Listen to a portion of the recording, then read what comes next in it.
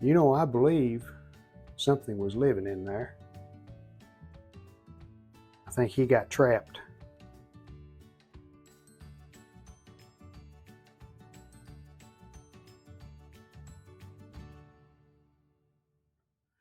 Hello again, everyone. New vintage radio restoration. This radio looks kind of familiar to you folks. You're thinking Radiola 18. This is a Brunswick Model 5-KR. Identical to the Radiola 18 inside.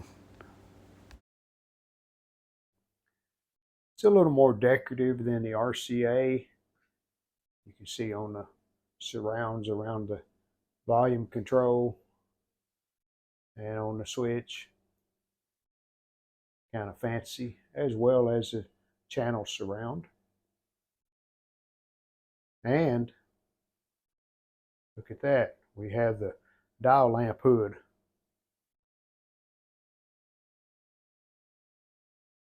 And if you'll notice, it doesn't say RCA like the Radiola 18s say.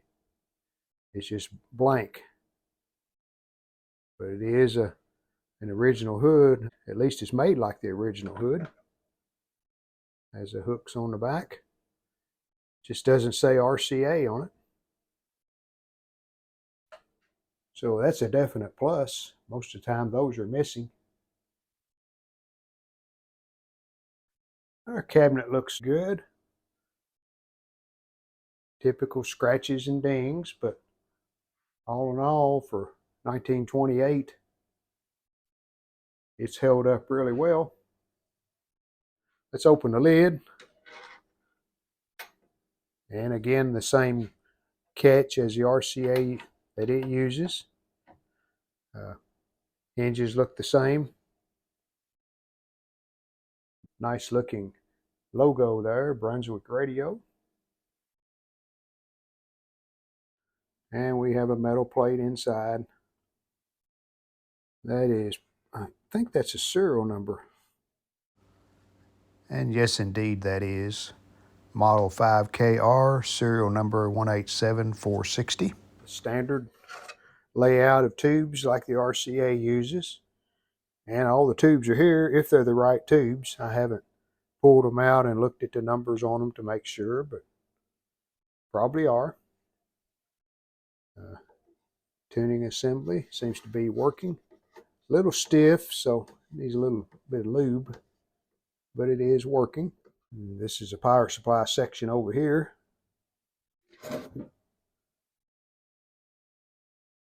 Should be a number 80 tube, and it is. I see an 80 on the side of it there.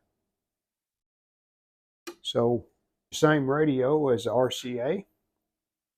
Now let's look at the back and the bottom and see what's going on there. There's cutouts here at the top and bottom for ventilation, but it is there. All the screws seem to be there. Power cord. Yeah, it's got some cuts in it, looks like, and wire, but be good enough for testing purposes. Speaker wire, it's in pretty bad shape. All right, let's look at the bottom. The feet are still intact. A little worn, but they're still there. And then here, again, we're seeing the same serial number, 187460. So that matches the chassis. Let's get to working on this thing. We'll take the chassis screws out, pull both chassis out. Volume knob came off really easy, and there's an insulator behind it. Now this tuning knob's, it's pretty tight. So here's a tip on how to easily and safely remove them. Put a screwdriver on each side and just start prising with both screwdrivers. You're putting equal pressure.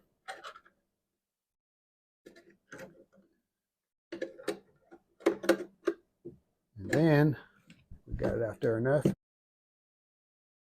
Then we can pull it off with our hand. And it has insulator on it too. Remove this nut off of the power switch because it'll have to come out. It's fastened to the chassis. And just a nut on it. Next we'll take the back off. And this is just straight slot screws. They're kind of in at an angle here on the sides. I'm assuming that's the way they were made, because it looks like this back is kind of worn on this one side where the screws go in, like you were holding a screwdriver at an angle.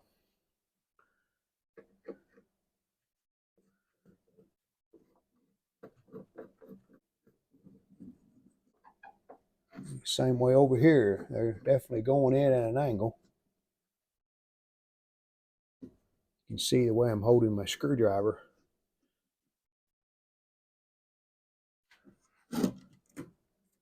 And I can see why.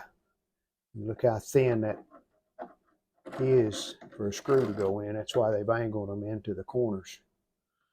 I think we've had some critters that's been in this radio sometime or another.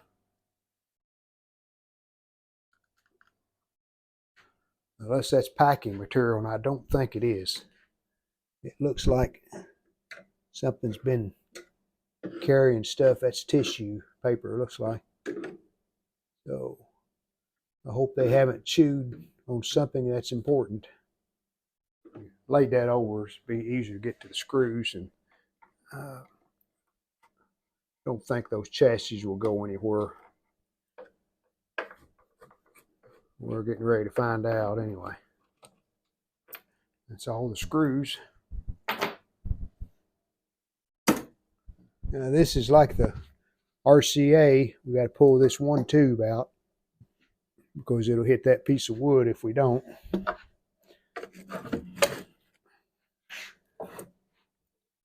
We need to remove the dial lamp because it's still attached. And the simplest way to do that, if I can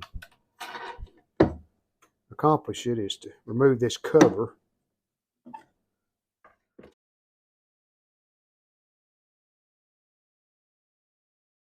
We do have the insulator still there, so that's good. You can see the rust on top of that. That's usually indicative of urine, mouse urine. It's just those two right there.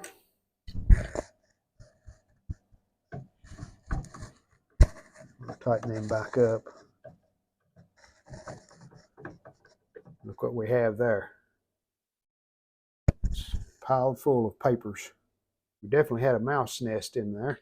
So now I gotta get these chassis maneuvered where I can get them out. You know, I believe something was living in there. Wow, that was a pretty large nest. I think he got trapped. I need to get this all cleaned out, disposed of, then we'll see what we have to work with.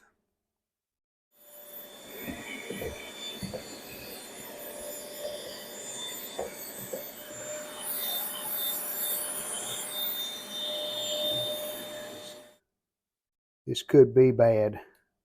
Look at that wire. They've chewed the insulation completely off and almost chewed the wires in two.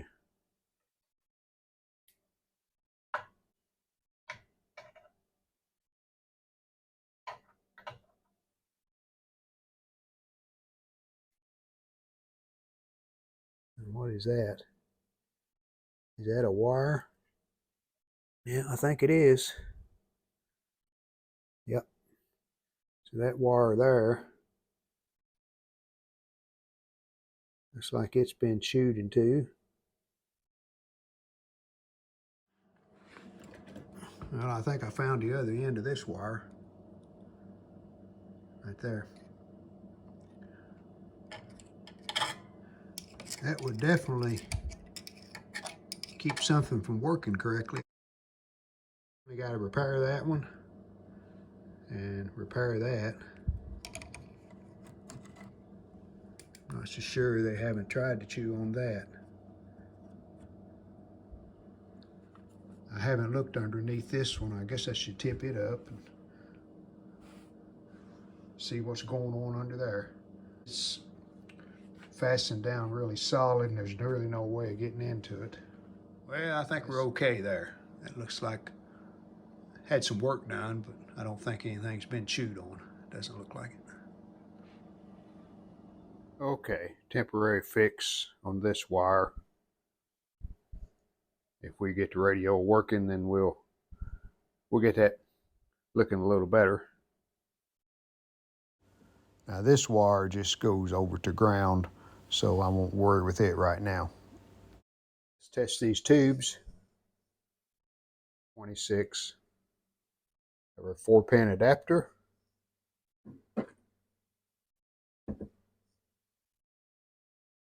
Our 26 card. And we should test at least 2 according to the instructions. And we're a little over 2, so we'll call that one good. Second tube, we're right at 2. So good. Third one, we're again right at 2. So that one's good. And another 26, be the fourth one. Checks good. So all 4 of the 26 tubes are good. And we have a 27.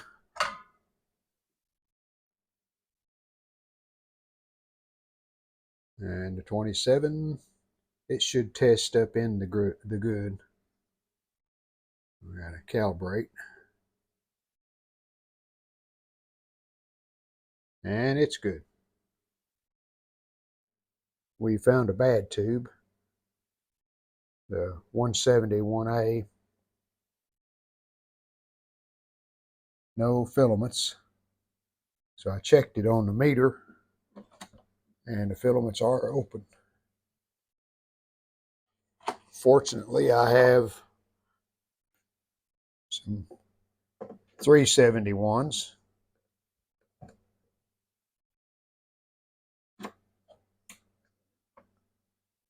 They test on the low end of the scale. That's checking about 2, so it's good.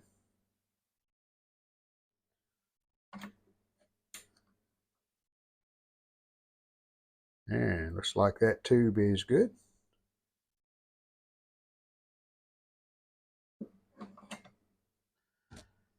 All right, put the tube tester away. I'm going to do a power up. See what happens. We're in the Syncor Powerite, so that protects pretty much anything that could possibly happen. It'll trip out if we have a short or any kind of problems. I have my Radiola 103 speaker that I recently restored. We're plugged in. So let's see if we get anything.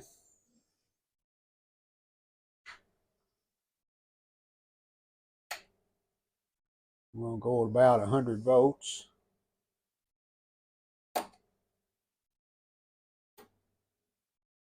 Okay, we got some current. Went up and came back down.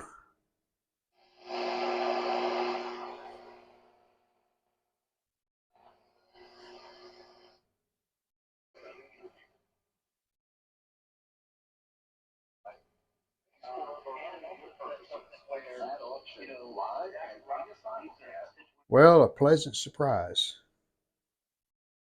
Repairing that one wire that was chewed in 2 has brought this radio back to life. So what do we do next?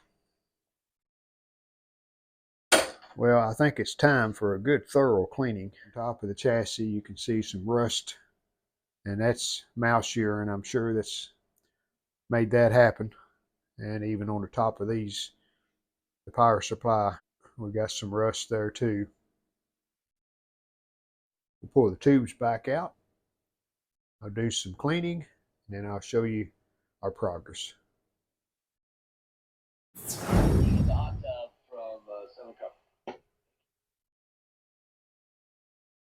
All right, there's a little cleaner chassis.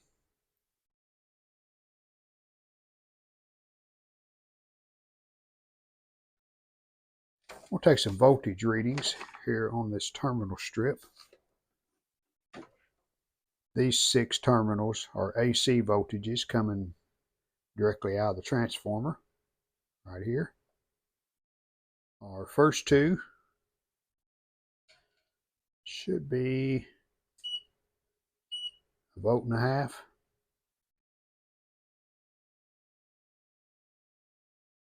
volts. 1.54. Our next 2 should be about 2.25. 2.3. And the last 2 be around 5 volts. And there it is, 5.09. Now these 3 are DC voltages. Well, these 2, this is ground. Probe on the ground.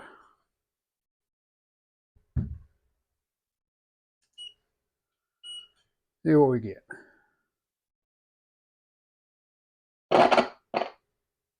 This should be like 170 to 180. And there we go, 179.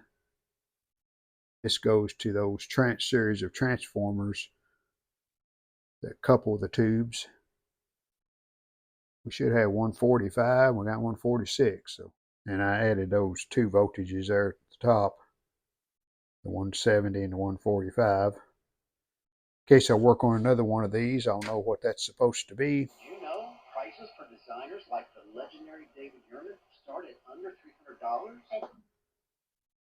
It's really corroded right there, and starting to get a little rust on it. So I think I'm gonna put some evapor rust on that, if nothing else, to stop the rust. Hopefully it won't remove a lot of this brown finish that's on this chassis.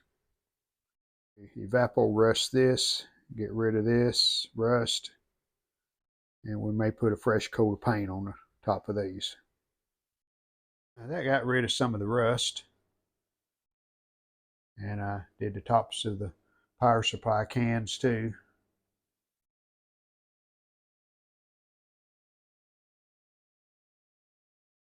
And went back with some brown paint, just touched them up.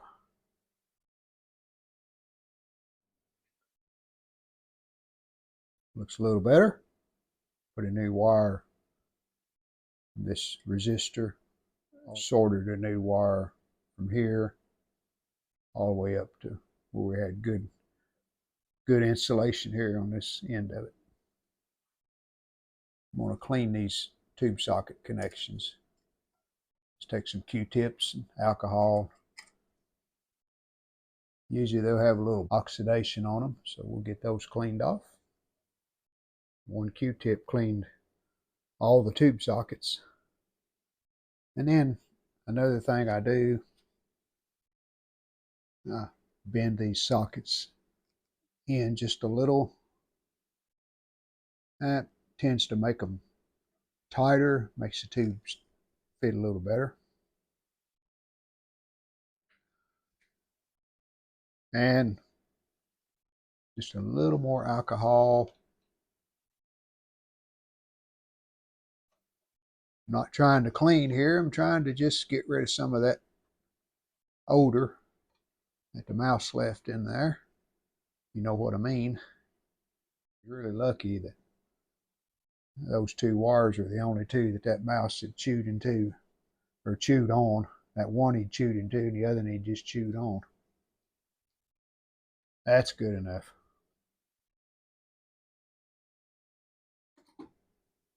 Almost forgot. One last thing, I'm going to pull this cover off. There's a couple of caps in here. Just want to look at them, make sure that they still look okay. I really never found one of these to be bad, but we want to make sure. And yes, they look fine. I did test them with the cap checker, and they tested okay before I pulled this cover off, but still wanted to make sure there was no corrosion or anything that had leaked out, and I don't see a thing wrong, so I think we're good.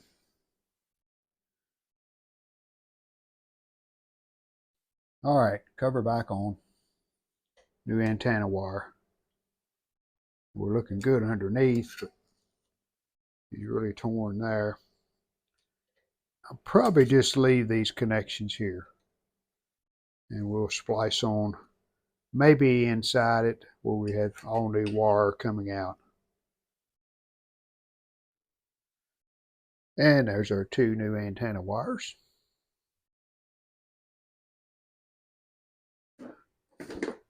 Well, not long, knowing how long this cap had been in here. It's a 8 mic 450.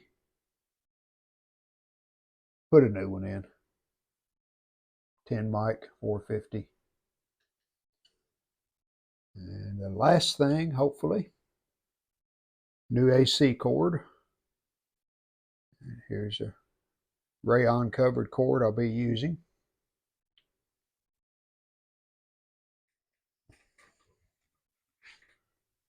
All right, looks a little better. Now, I've got insulated tubing, heat shrink underneath this cloth tape. I just wrap the cloth tape around to make it look a little more period. All right, let's test it one more time, make sure everything's still working. Surrounded by striking scenery. Catch fall festivals from lively music fest.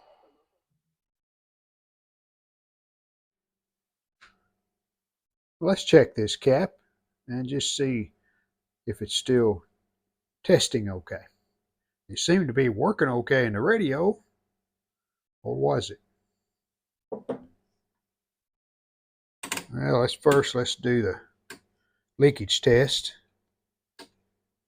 100 volts, we're okay. 200, when it flashes and goes off, that's confirming that it's okay. 300, there's 400. Uh-oh. And this cap is a 450 volt.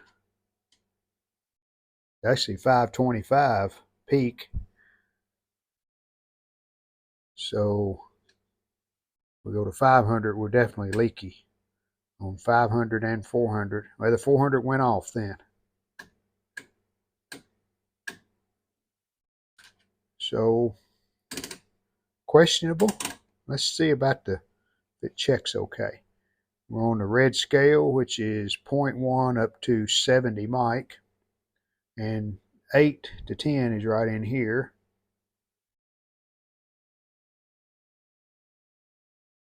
Nothing. Let's go to the second scale. And there, we're getting a little bit of pie opening.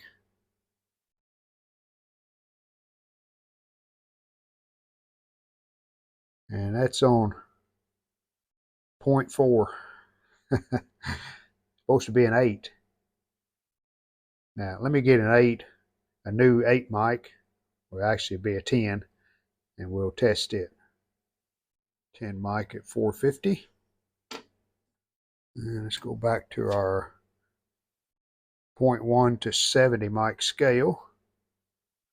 And there you can see it. We're opening wide. The pie is opening. And we're right between 8 and 15 mics, so that's testing correctly. Now let's check leakage. 100, 200, 300, 400, and it went off. That's right on the money on the value. It's a little over 8 mic. That's a 10. So this old cap is definitely bad. One last thing.